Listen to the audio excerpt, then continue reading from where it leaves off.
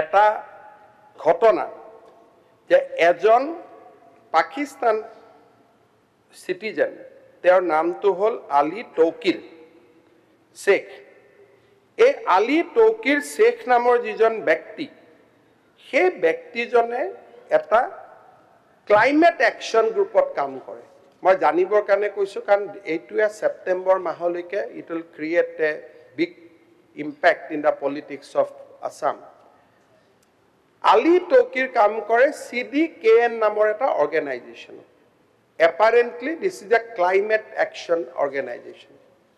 কিন্তু মানুহজনৰ টুইটস কথা বতৰা অসমৰ হিন্দু মুসলিম বাংলাদেশী ইমিগ্ৰেন্টছৰ পৰা আৰম্ভ কৰি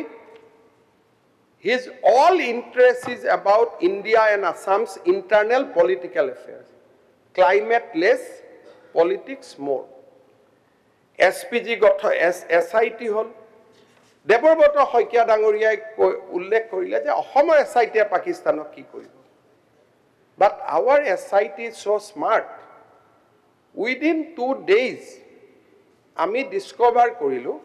যে Ali Tauqir Sheikh has come to India on 18 times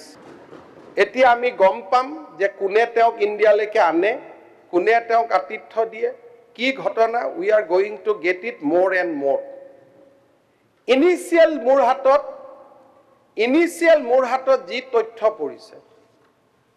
it will be very very fatal for the Congress party it will be a complete difficult joa kali moi Pradut Bordoloi dangoriyak eta tweet korisilu just do not criticize me for politics it is going to be huge and I am repeating the investigation has revealed certain very startling facts jitu moi kalponao koribo noaru and I am speaking in this assembly as a most responsible person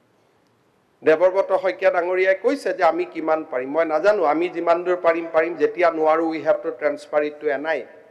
যিমান দূৰলৈকে পাৰিম will go but যেতিয়া আমি নোৱাৰিম we have to give it to NI কেনেকে আমাৰ দৰে মানুহক ভিলেন কৰি জুনে ৰাতিয়ে দিনে